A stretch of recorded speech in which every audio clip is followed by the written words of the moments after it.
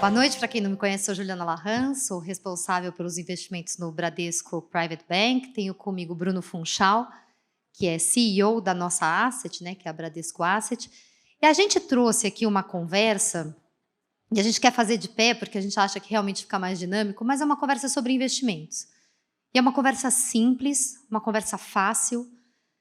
A gente não trouxe tantas respostas, a gente trouxe muitas perguntas. A ideia aqui é a gente fazer várias provocações, com que vocês reflitam, né? Cada um, a gente entende, cada pessoa, por mais que a gente fale, a nossa recomendação é essa, a gente acha isso, cada um tem uma necessidade individual, não tem uma receita de bolo. Então, a ideia aqui é a gente provocar vocês a se aprofundarem nos objetivos de vocês, pensarem. A gente fica à disposição depois para falar de investimento em algum momento, quando for conveniente para vocês, mas a ideia aqui é que seja uma coisa gostosa, provocativa, e que tenha um mergulho aí interior de cada uma, ou de cada um, né, fazendo uma reflexão sobre os objetivos e o que vocês querem e pensam de investimentos para vocês. Na verdade, a parte fácil é minha, que eu faço as perguntas, mas quem vai responder é a Ju. Vai lá, Ju, essa é sua. Então, a gente vai começar falando um pouco de objetivo mesmo, né? A gente trouxe aqui algumas situações, né, de quando a gente vai investir, quando a gente pensa em investir, ou quando a gente ganha dinheiro desde o começo, né? Poxa, para que eu estou ganhando dinheiro? O que eu vou fazer com esse dinheiro ao longo do tempo? E aí eu passo para você começar com a sua primeira pergunta. Acho que assim, na verdade, a primeira coisa que quando a gente se pergunta, bom, o que eu quero, né? No fundo, o que cada um procura é ser feliz. Acho que esse é o ponto. Só que, para você conseguir esse objetivo, né, de conseguir o máximo de felicidade, você tem que se organizar. Então, a primeira pergunta que a gente faz é, bom, o que eu quero? Né? Qual é o meu grande objetivo? Então, é isso, a pergunta que a gente joga para vocês. Né? E que a gente trouxe alguns exemplos para interagir um pouco. Bom, acho que cada um de nós tem alguns objetivos de vida, alguns mais de curto prazo, outros de médio prazo, outros de longo prazo. O que você quer? Então, por exemplo, opção A, mais no curto prazo, né? Eu quero construir uma reserva de emergência, investir em educação, uma formação profissional ou, sei lá, fazer algum tipo de viagem. Né? Isso é uma opção A, né? Ou seja, é uma alternativa. Quem é que aqui teria esse tipo de objetivo? Levanta a mão. Por enquanto, pouca gente. Eu estou usando um método muito moderno, tá? Acho que hoje em dia, com a tecnologia, né, o método moderno é esse do celular, mas aqui a gente está usando um método mais moderno, que é levantar a mão. Tá? Então, o segundo, médio prazo. Então, casa própria, por exemplo. Transição de carreira. Quem é que tem esse tipo de objetivo aqui? Acho que deu quase um empate ali. 3-3. Foi quase igual ao jogo do Fluminense ontem. Terceiro objetivo, longo prazo. Aí, ó. É isso, é previdência, é você olhar, né, para a sua aposentadoria. Então, aqui, ganhou longo prazo. Né? E aí, essa é uma pergunta super importante, que é o jogo começa assim, qual que é o seu objetivo, para que a gente possa pensar e se estruturar para aí sim fazer um bom planejamento. Muito bem, e aí, a segunda pergunta, bom, a gente já viu que o longo prazo aqui está ganhando. De fato, quando você está falando de longo prazo, por que é tão importante falar de prazo? Né? Porque quando a gente vai construir uma carteira de investimento, os ativos têm comportamentos distintos de curto, médio e longo prazo. Então, a gente meio que tem que casar esses dois universos, essas duas dimensões de objetivo e da dinâmica que os ativos têm. Né? Que os ativos são aqueles que vão gerar retorno para você cumprir o seu objetivo enquanto investimento. Então, uma pergunta para vocês. Né? Por exemplo, considerando esse objetivo, onde você investiria os seus recursos? Tudo em renda fixa? Quem é que acha que deveria ser renda fixa? Tudo em ações. A renda fixa ali, tem uma conservadora ali. Tudo em ações. Tá ruim, esse mês também está deixando a gente mais acanhada. Né? É um mês difícil para fazer essa pergunta. Multimercado. Opa, já tem um grupo bom de multimercado aqui. Agora ele vai sair feliz daqui. Porque o Reinaldo estava aqui também. Né? Alternativos. Ó, tem uma galera boa aí também. E eu vou adicionar uma ainda. Todas as alternativas acima. E aí, Jô, qual que é a resposta? A ideia era essa mesma. Não tem um ativo específico, né? para a gente construir um portfólio, ou para a gente escolher um portfólio de investimento, a gente tem que olhar o que tem à frente, né? O PIB vai crescer, o PIB do Brasil, o PIB do mundo, a taxa de juros vai subir, a taxa de juros vai cair, a inflação vai subir, a inflação vai cair. O que performa bem quando a inflação sobe? O que performa mal quando a inflação sobe? Então, hoje a inflação performou bem, eu vou ter um portfólio, amanhã eu vou ter outro. Isso tem custo, né? E ficar girando os portfólios e tentando encontrar a melhor solução, só tem uma pessoa que vai enriquecer, né? Que vai ser ou o banco, ou a corretora, ou quem vai ganhar nessas transações. Então, quando a gente fala de investimento, você tem que levar tudo isso em consideração. E a grande resposta é ter um portfólio diversificado. E aí, o quão diversificado e como a gente faz essa diversificação é o que a gente vai falar daqui para frente. Só um comentário, né? Assim, acho que o primeiro ponto de partida é qual é exatamente o horizonte de investimento que está ligado ao perfil, quanto que cada um está disposto, porque às vezes o caminho é tortuoso, né? A gente vai chegar, é bem longo prazo, mas mesmo assim você tem uma certa instabilidade ao longo do tempo. Alguns sofrem mais, outros sofrem menos. Né? Esse aqui, o apetite para o risco é uma coisa importante, porque não adianta... Lembra que eu falei? No final você quer ser feliz? Não adianta você chegar e cumprir o objetivo num baita sofrimento até lá. É isso, né? Então, muitas vezes, assim, você tem ativos que têm um comportamento um pouco mais instável. Se você é aquele que fica vendo todo dia lá e fica sofrendo a cada... Pô, essa semana... Hoje não, mas ao longo da semana passada, que foi muito instável, quem fica acompanhando todo dia... sofrer um pouco. E, às vezes, quando for ver, não está tão feliz assim. Então, tem outros não, outros que entendem essa dinâmica e estão dispostos a lidar com essa instabilidade. E eu falo para vocês, a característica de ativos, aqueles que, em geral, tendem a ter maior retorno no longo prazo, são aqueles que têm mais instabilidade no curto prazo. Né? São muito cíclicos, muita variabilidade, mas na tendência de longo prazo, em geral, eles ganham. Esse é um trade-off. Né? Você está disposto a tomar um pouquinho de risco ou a enfrentar essa volatilidade em troca de ter mais retorno no longo prazo? Tem gente que está disposto, tem gente que não está disposto. Então, é muito importante a gente entender essa característica de cada um e todas aquelas questões. A gente tem que ter uma boa base de dados, tem que entender muito bem o cenário, a gente acertar cenário, ter uma boa inteligência macropolítica, tudo que foi discutido aqui, questão... de dinâmica não só macroeconômica, mas política, porque a política impacta no macro também é super relevante, e uma turma que consiga botar isso tudo junto para poder fazer uma boa sugestão e monitoramento dessa carteira, que é o que a Ju falou. Você tem que diversificar, mas alinhado com os seus objetivos e com a sua característica, usando um monte de informação. Quanto mais informação, melhor. Né? Ainda mais hoje, né? Dado que a gente tem acesso a muita coisa. Muito bem.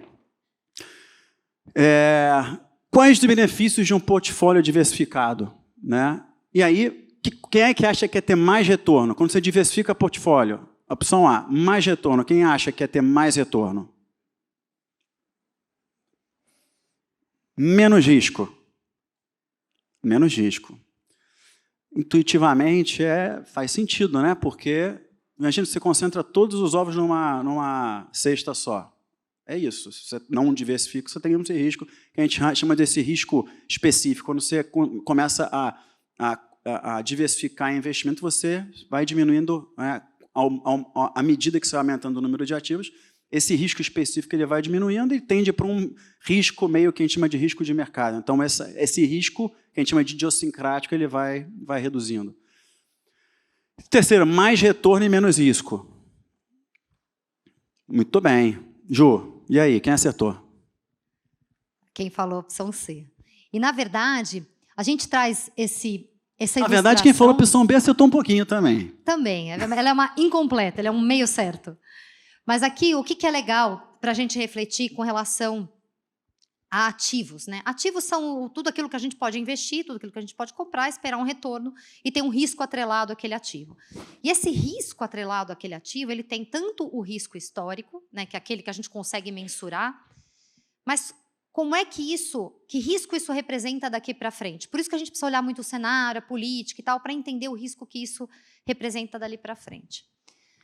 Essas bolinhas cinzas aqui, para vocês terem uma ideia, aqui na esquerda a gente tem o retorno, à direita a gente tem o risco, e ali é uma combinação que a gente entende que é uma combinação ótima, né? de melhores investimentos que a gente entende que tem retorno com baixo risco. Quanto mais retorno eu puder ter com menor risco, melhor. Quando a gente constrói um portfólio de investimento... Só um ponto, só para vocês repararem aqui. Aqui é medida de risco e ali é medida de retorno. Tá? A gente quer aqueles com mais retorno possível e menos risco. É isso que a gente fica procurando, né? E quando a gente vai construir um portfólio, o que acontece? Para cada tipo de risco que eu tenho, eu vou ter um ponto ótimo. Porque pensa assim, vamos pegar aqui o 4%. Eu vou ter vários portfólios que vão beirar, e vários produtos, e vários investimentos que vão beirar os 4%. Mas, obviamente, eu quero o que me dê o maior retorno, né, com um risco de 4%. Então, o que a gente faz? Quando a gente constrói um portfólio de investimentos, a gente pega os dados históricos de todos os investimentos daquela linhazinha cinza e a gente plota uma projeção, dado o cenário, dado tudo isso que a gente falou. Hoje a gente usa machine learning também para tentar ver e fazer uma previsão de como um ativo se comportaria dado um determinado ciclo econômico. Então, dado se essa inflação sobe, dado se a taxa de juros cai, como é que aquele ativo se comportaria ao longo do tempo. E a gente faz simulações de milhares de portfólios para chegar no portfólio que a gente entende que é um portfólio ótimo.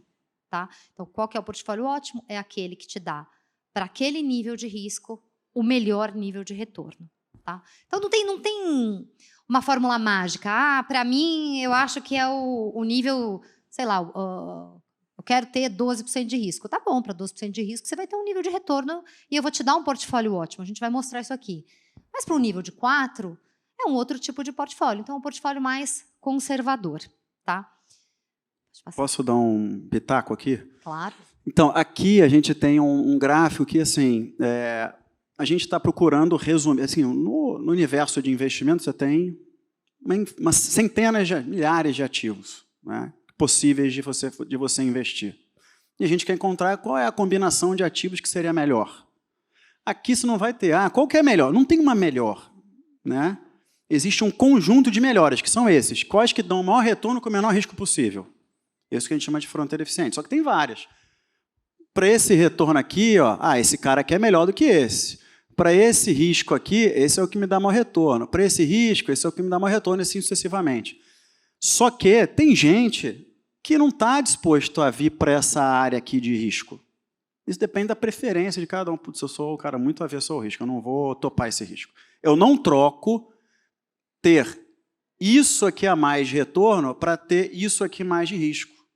Isso está de acordo com cada um. Por isso que não tem, nesse gráfico não vai te dar uma resposta. Por isso que a gente tem que saber, começa com o que vocês querem, o que vocês aguentam em termos de apetite para o risco. E aí a Ju vai pegar e fala assim, bom, esse aqui é o universo de ativos. Eu encontrei um conjunto de ativos aqui, de portfólios, que são candidatos a um portfólio bom para cada perfil de risco. Mas a gente tem que saber, tem que ser uma coisa muito personalizada.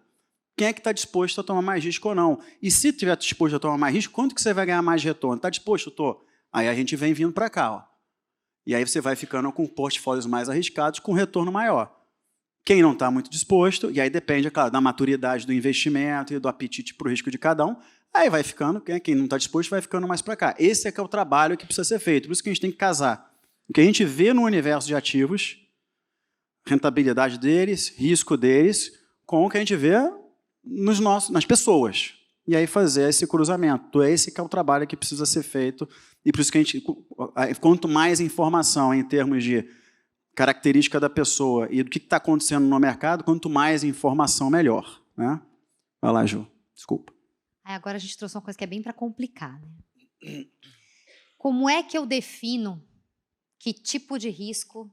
Eu quero correr tantos % de risco, tal. Como é que eu defino isso?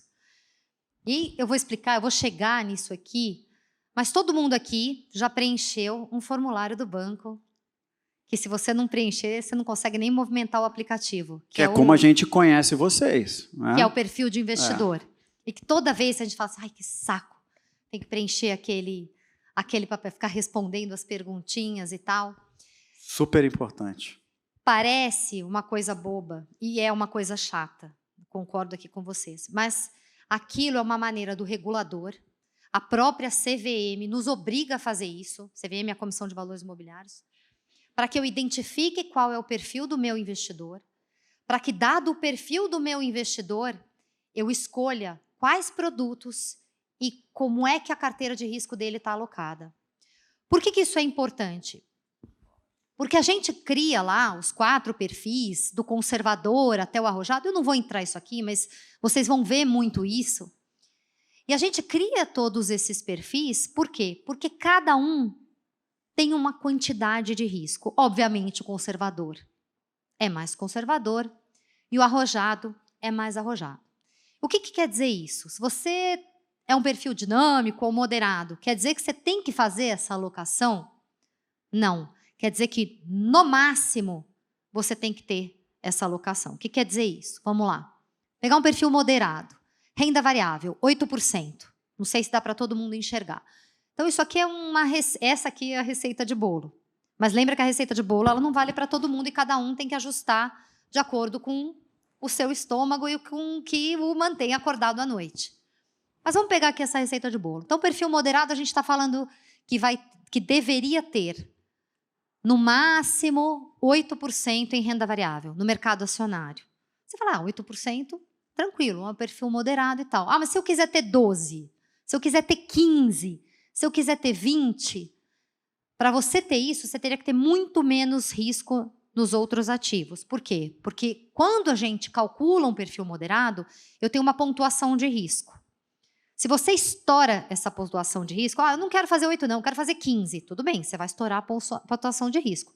Então, ou você vai ter que refazer o seu questionário e mudar o teu perfil, ou você vai ter que assinar uma cartinha dizendo, olha, eu tenho ciência do risco que eu estou correndo e essa é uma decisão que eu tenho para os meus investimentos. Então, com isso... Eu sei que eu vou sofrer à noite, mas eu vou encarar esse risco. Eu vou aguentar. Então, com isso, o banco coloca, as corretoras, no investidor, a obrigação dele entender o nível de risco que ele deveria correr. Então, quando vocês veem uma recomendação, 15% em renda variável, 18% em multimercado, 25% em multimercado, quer dizer que é o máximo que você deveria ter. Então, dado as respostas que você fez no teu questionário, no máximo, você deveria ter isso aqui. Se você tiver menos, está tudo bem. Se você tiver mais, você vai ter que arcar com essa responsabilidade. Quando a gente falou de horizonte de tempo, né, se o meu prazo é curto, se eu vou gastar, se eu quero comprar um apartamento, se eu quero fazer uma viagem, essa viagem é para fora, eu deveria ir, né, acumulando dólares.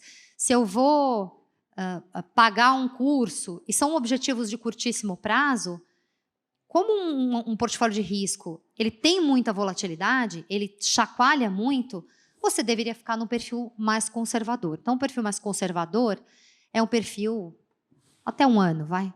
Assim, 1 ano, um pouquinho mais. Um moderado, acima de 2 anos.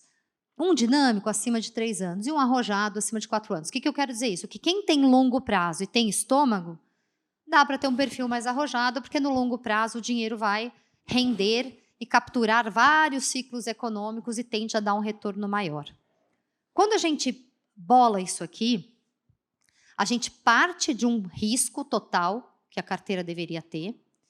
Para este risco total, eu traço uma expectativa de retorno. Lembra do gráfico anterior? Eu tenho um nível de risco e uma expectativa de retorno. E ali eu vou achar o portfólio que a gente entende que é ótimo, né? Que é a pizza, né? Como é que eu deveria ter? Quanto eu deveria ter, no máximo, em cada uma dessas classes de ativos? É assim que a gente chega nessas recomendações e nessas parametrizações de cada um dos perfis.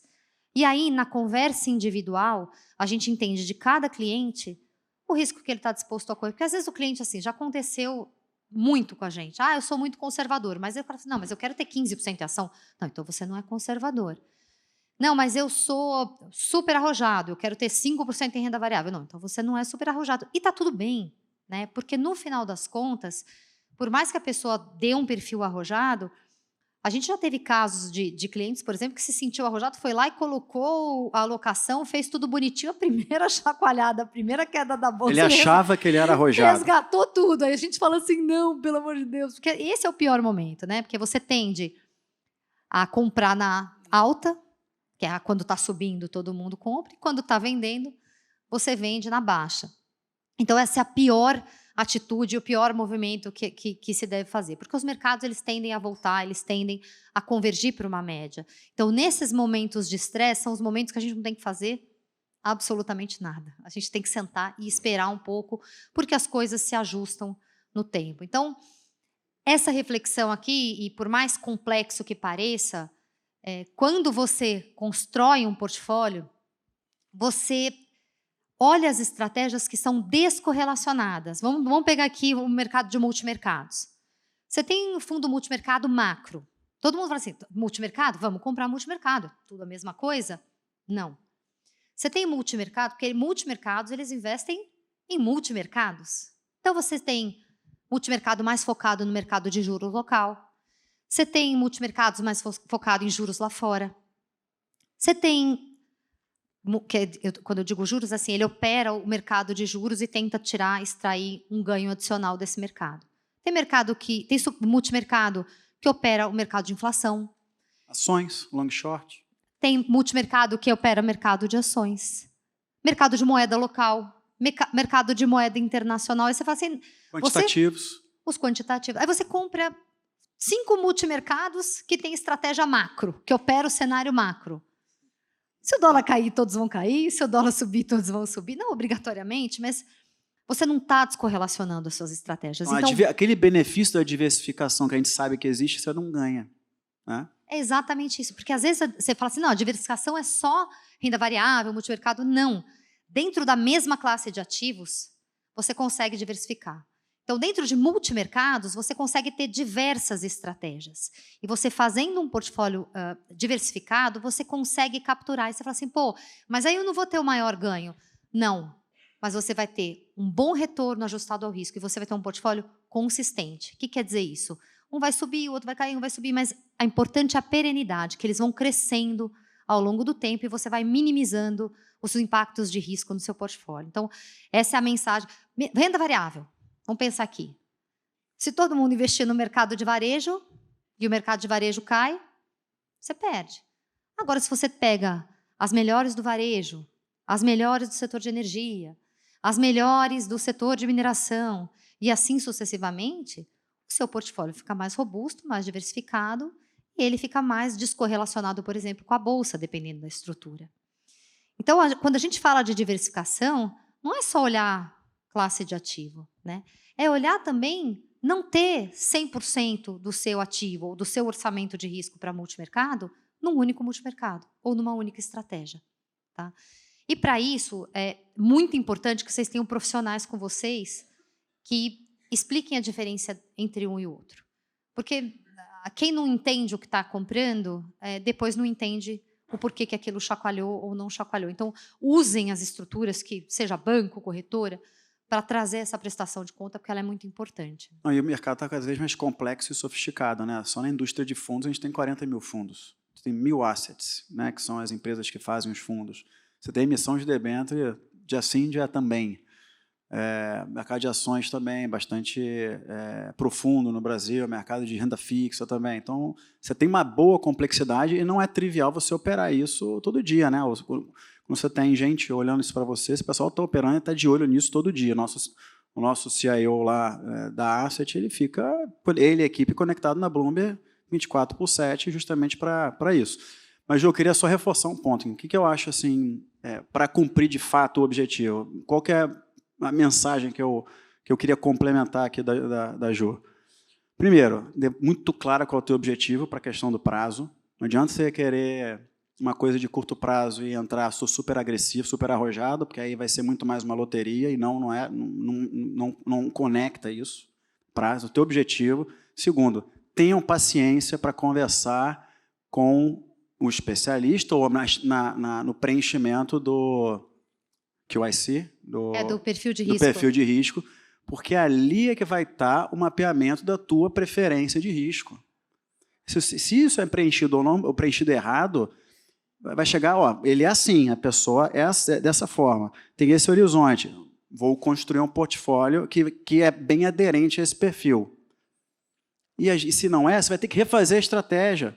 E aí você perde dinheiro com isso. Não é isso que a gente quer. Então, tenham paciência, é super importante. Não adianta a gente só olhar o mercado de ativos para construir o portfólio. Para ver a aderência no perfil, é importante que vocês tenham essa boa conversa e preencham esse como é que é o nome? Qual é esse? Perfil de risco. E sabe uma coisa que é legal? Só um último comentário aqui. Mas, Juliana, e o day trade? E isso aqui vale para sempre? Como é que funciona? Então, primeiro, com relação ao day trade, ou ficar comprando e vendendo ativos, eu vou trazer uma informação só. 93%, mais ou menos, do retorno dos portfólios tem a ver com isso. E não a ver com o momento que você compra, se você compra na alta, se você compra na baixa. Então, no longo prazo, 93% dos retornos são explicados através da diversificação. Lembra que eu falei, né? Ficar comprando e vendendo, só tem uma pessoa que vai ganhar e certamente não vão ser vocês. Aí você fala assim, pô, Juliana, mas vai ser sempre assim? Não. Lembra quando os juros foi a 2? Aí eu falo, né, as viúvas do CDI, todo mundo que aplicava no CDI tinha juro alto e tal. Isso muda de acordo com as premissas de mercado. Então, se o juro vai para 2%, o prêmio por eu tomar risco ele é muito maior do que eu ficar lá na renda fixa ganhando 2%. E lembra que a inflação comeu os 2%. Então, até o CDI tem risco. Né? Quem investia... É juro negativo, né? Quem investiu com o CDI a 2% amargou um juro, né, um juro real negativo. Né, que é descontado da inflação, muito negativo. Então, o que acontece? Todo ano, pelo menos lá, a gente tem essa conduta, ou quando você tem um movimento muito abrupto de mercado, ou uma situação macroeconômica ou política muito abrupta, mas todo ano a gente senta e revisita as nossas premissas. Isso aqui é um modelo, tá? Um modelo matemático que sai lá dos nossos estrategistas. E quando as premissas mudam, então, taxa de juros, lembra dos números lá que a gente falou, PIB, bolsa, o que a gente espera que vai acontecer, inflação, quando esses números mudam, essa pizza muda, tá?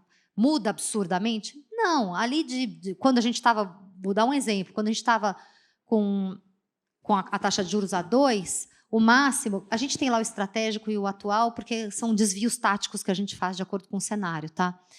Mas a gente chegou à alocação de 35.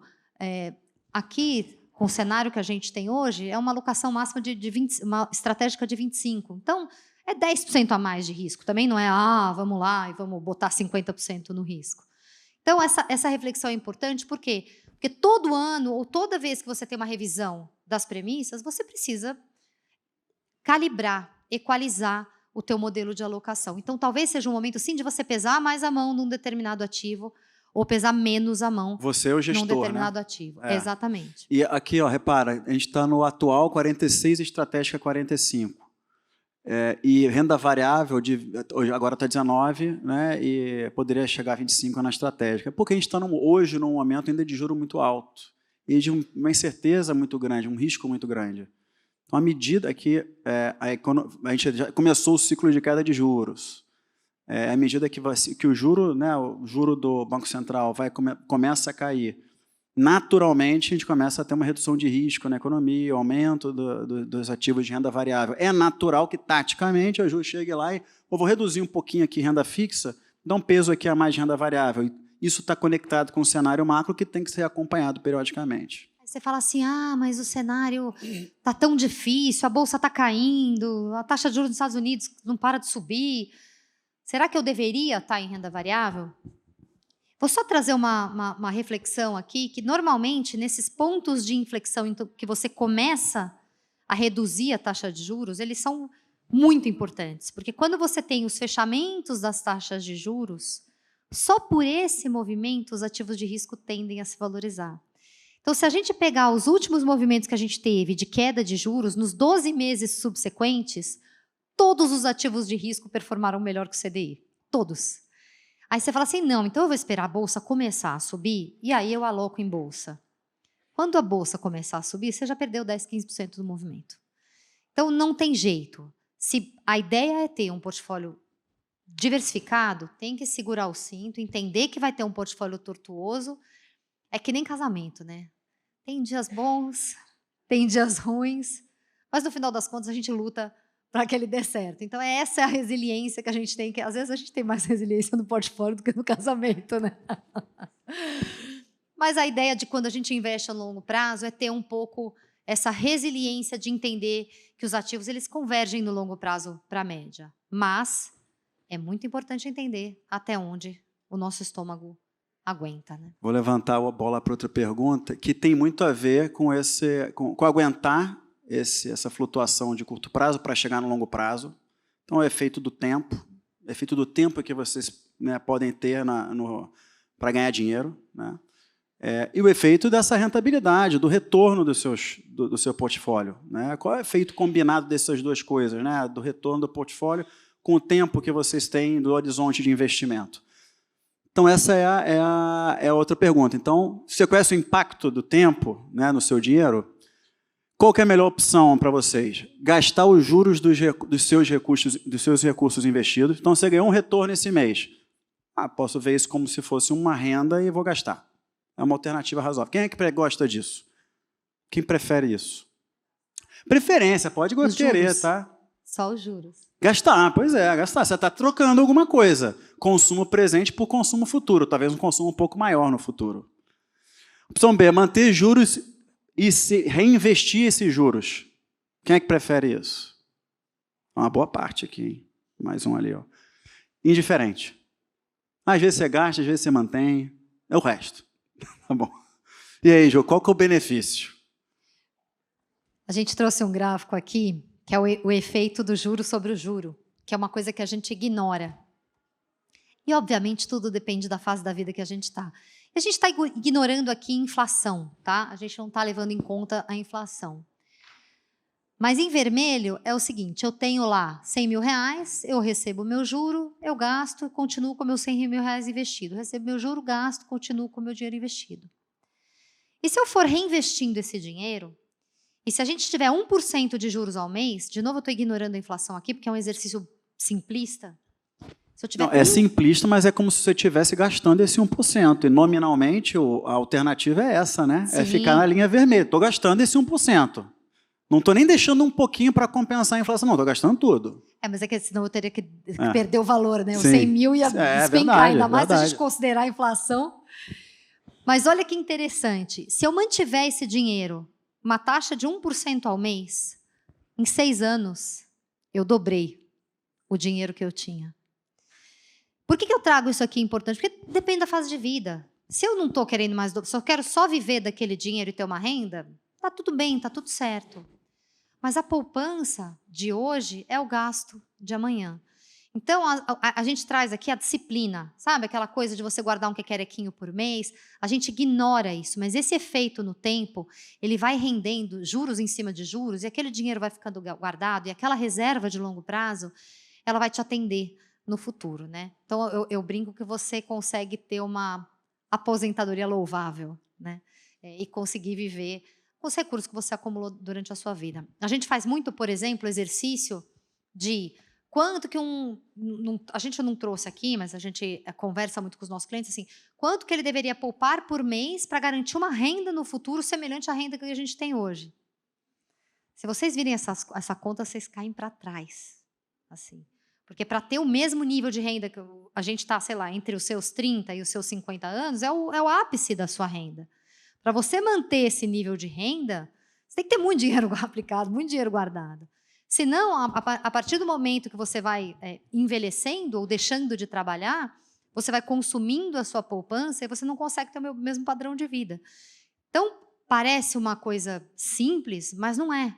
É muito comum a gente ver, no final da vida, as pessoas acabarem com as suas poupanças e terem uma velhice menos digna do que a juventude dela. Então, às vezes, todo mundo gosta de gastar, e eu estou com vocês, mas o meio termo, ele é uma alternativa interessante para você construir um portfólio de investimentos no futuro, porque vocês vão se surpreender com esse exercício de poupando, poupando, poupando e o dinheiro trabalhando a teu favor. Né? A gente, queira assim, queira não, a gente está num país em desenvolvimento, a gente tem taxas de juros estruturalmente mais altas, mas alguma coisa de bom a gente também tem que surfar, altas, né? O Tesouro acaba ajudando, né? Porque as taxas são bem altas, então ajuda a cumprir esse papel. Mas acho que, assim, de novo, acho que a mensagem começar a se planejar, né, o quanto antes. E quanto antes você começar a poupar, menos esforço você vai fazer. Segundo, ter essa disciplina, né? Então, tudo bem, a gente está deixando de consumir um pouco no presente, mas, de novo, é para cumprir aquele objetivo que vocês definiram no início dessa nossa conversa. Bom, meu objetivo é aposentadoria. A forma de como entregar esse objetivo vai ser mais fácil, quanto melhor você se planejar, quanto antes você começar e quanto mais disciplina você tiver para manter esses recursos investidos. E não ficar trocando de investimento se você errar no perfil do preenchimento do seu perfil de risco. Próxima pergunta? Vamos lá. Agora deu uma sofisticada aqui. Qual alternativa que vocês acham que rendeu mais na última década? A gente está falando aqui de investimento em moeda local e moeda internacional, tá? Um portfólio. Imagine dois portfólios mais ou menos similares, com ativos similares, só muda a moeda.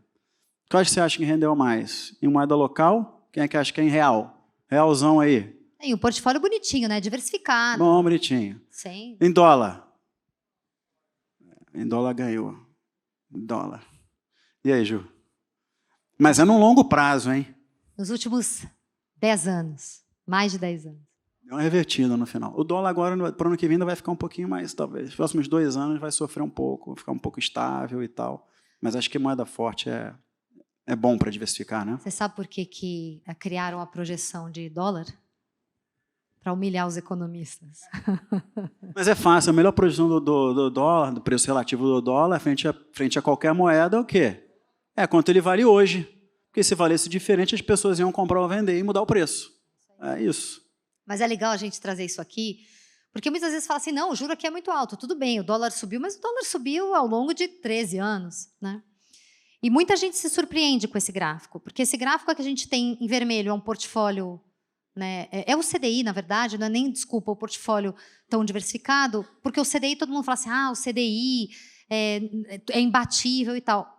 O portfólio diversificado em dólar, ele rendeu por conta da valorização do dólar, sim, mas por conta da valorização da bolsa, das bolsas globais, por conta da valorização da renda fixa global, que estava muito baixa nos últimos anos, mas ainda assim ela contribuiu para os portfólios. Então, só para vocês terem uma ideia de retorno absoluto, quanto que deu, desde 2010, um portfólio 60% global em renda variável global e 40% local, em renda fixa, desculpa, 60% em renda variável, 40% em renda fixa, deu 432% nesses 13 anos. E o CDI deu 225%. Anualizado, o portfólio internacional deu 13,7% ao ano em dólar, né? E o CDI deu 9,5%. Bem razoável, hein? E aí, o que eu queria trazer para vocês? Então, vamos pegar tudo e vamos mandar para fora? Não. O que eu queria dizer é que, hoje, o Brasil representa 1,5% dos ativos investíveis no mundo. Então, a gente precisa deixar 98,5% de fora. E o mercado evoluiu tanto, que você consegue fazer um portfólio global no Brasil. E você pode fazer também um portfólio pedaço local e um pedaço internacional. E está tudo certo. Qual que é a única diferença? Você vai conseguir acessar as mesmas estratégias. A maioria das estratégias, obviamente, há um private equity, uma estrutura mais complexa. Você vai realmente precisar abrir uma conta lá fora e acessar lá fora. Aqui também tem private equity só para... Mas, assim, hoje, no Brasil, você vai encontrar um portfólio 60-40, você consegue fazer tranquilamente aqui no Brasil, dolarizado, sem ser dolarizado, ou seja, já em reais. Ou você pode mandar esse dinheiro para fora e ter sua parte local e a sua parte internacional. Tanto faz. O único risco que você corre quando você tem tudo aqui no Brasil é o que a gente chama risco de fronteira. Então, se tiver algum evento e o governo proibir que você mande seus dólares para fora ou que você traga os seus dólares, se esses recursos estiverem lá fora, você estaria mais seguro, tendo a sua parte internacional lá fora.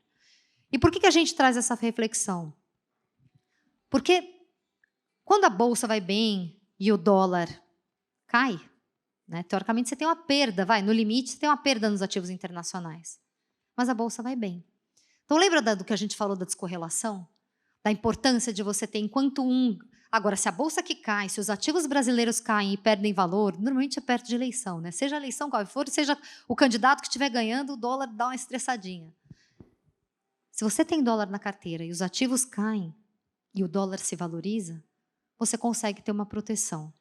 Então, poxa, mas ele vai ser muito detrator em alguns momentos. Vai, mas ele vai defender muito o teu portfólio em momentos de estresse.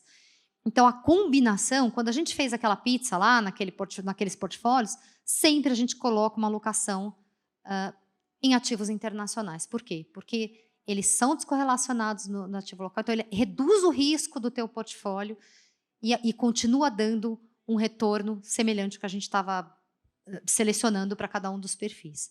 Então, a gente sempre pensa e fala assim, mas o dólar caiu, e agora? Meu portfólio foi ruim. Não, ele caiu porque os outros ativos subiram e assim sucessivamente o portfólio vai se ajustando. Então, no longo prazo, a convergência de sucesso de um portfólio, da combinação dos ativos, ela é muito mais saudável do ponto de vista de risco do que a gente ficar lá tentando, vou comprar o dólar, não, agora eu vou comprar a bolsa, agora eu vou comprar ativo internacional. Então, a importância dos ativos internacionais, do ponto de vista de relevância, de tamanho, de possibilidade, ela é super importante para compor os portfólios. Vou fazer um resumo aqui, acho que do que eu capturei nessa tua fala sobre os destaques, né? Então, primeiro, aumenta muito a tua capacidade de alternativas de investimento. Você não vai ficar restrito a 1,5%, mas você vai ficar restrito a... Praticamente não tem restrição, ou tem alguma, você não vai botar em qualquer país, mas nos países que tenham, né, mais sofisticação, você vai poder fazer isso. 2, diversificação. De fato, o dólar é mais descorrelacionado com o movimento do ciclo da economia brasileira, claramente. 3, se você as pessoas normalmente têm algum gasto em dólar também, né? Então, uma parte da sua despesa está em dólar. Eu quero planejar uma viagem, eu quero planejar sei lá, meus filhos no exterior, alguma coisa no exterior. Então, uma parte do teu gasto é dólar. Então, é razoável que uma parte da sua geração de receita, né, de retorno, seja também em dólar. Então, também faz sentido. E aí, passar para a Ju. Tem 1 minuto, me mostraram ali a plaquinha, 1 minuto. E depois eu tenho uma pergunta para a Ju, que eu não combinei com ela. Não vou te deixar enfriar, não, pode deixar. Esse aqui, eu quero acabar com essa tela aqui, que eu acho ela matadora. Ela parece uma tabela periódica. Né? Fácil de entender. Pronto, fechou aí? Entenderam tudo aqui? Pronto, podemos ir embora agora. O que é isso aqui? Só para a gente fechar com uma reflexão. A última coluna é o acumulado dos últimos 13 anos, né, até hoje. Então, qual classe de ativo que rendeu mais? Então, o acumulado de 2010 para cá, IMAB são os ativos indexados à inflação. IRFM são os ativos pré-fixados. E HFA são os multimercados. O vermelhinho é um portfólio moderado. Portfólio moderado daqueles lá que a gente tinha conversado. O CDI, o dólar e a bolsa. Bom, vamos pegar um ano de exemplo aqui, para vocês verem que bacana. Vamos pegar 2019. 2019, a bolsa andou 33%. O dólar andou 4%. Lembra que a gente falou enquanto um sobe o outro cai? Perdeu o dólar. Aí você chega no final de 2019 e fala o quê? Vou vender esse dólar, vou comprar tudo em bolsa? Olha o que aconteceu em 2020. O dólar bombou, subiu e a bolsa despencou. Então, não adianta a gente querer acertar qual que é o melhor ativo, porque se vocês olharem ao longo dos anos, beleza, vou colocar lá no IMAB. Mas olha o nível de volatilidade que ele tem. 2013 foi 10% para trás. Né? Então, você ter um portfólio diversificado, você minimiza teu risco e você, de novo, garante um portfólio consistente no longo prazo. Né? Você não faz nenhuma peripécia. Né? Então, você garante que o teu portfólio trabalhe para você. Então, eu queria fechar com esse grau de complexidade, mas eu acho que ele é bem simples para a gente ilustrar o efeito da diversificação no tempo. E que não adianta a gente querer ficar acertando, agora eu vou fazer isso, porque, no final das contas, a chance de você acertar é baixíssima. De novo, eu falei para vocês, quem fica... o seu trabuco vai ficar bravo comigo, né? Mas a verdade é que quem fica rico é o banco, não são vocês. E, hoje em dia, a verdade é o seguinte, o regulador ele é muito atuante e os bancos e as entidades estão muito responsáveis em tomar cuidado com o cliente, com o nível de risco que ele toma, porque, no final das contas, se o portfólio for ruim, você vai pegar suas coisas e vai embora. E, às vezes, o portfólio ele pode até cair, mas se você souber por que ele caiu, que foi um jogo combinado, porque ele está num ciclo de queda, mas você sabe que ele vai recuperar no longo prazo, você fica mais tranquilo também e segue a vida dos investimentos. Então, paro aqui com essa essa Eu reflexão. ia fazer uma pergunta para a Ju para dar essa amarrada, mas acho que ela já veio com a resposta, né? Então, eu acho que é isso aí. Ó, é muito tempo trabalhando junto, a gente já pega. Eu vou só passar mais um slide aqui, porque as meninas colocaram os nossos contatos. Ih, não colocaram ali? A gente manda. Vocês mandam? Então, qualquer coisa que vocês precisarem. Cadê a Camis? Não tinha colocado o e-mail da comunicação? Qual que é o nosso e-mail? comunicação.private@bradesco.com.br. E aí as meninas da comunicação procuram a gente. Dúvidas que vocês tiverem, querem agendar uma conversa, eu acho que a gente fica à disposição. A conversa não para por aqui. A gente faz muita live, sigam a gente no LinkedIn. A gente é super atuante, com muito conteúdo, porque para a gente o cliente é feliz, é o cliente que sabe o que está fazendo, porque ele está com a gente na jornada, e a gente quer que ele esteja com a gente por muito tempo. Tá bom? É isso. Obrigado, gente. Obrigada, gente.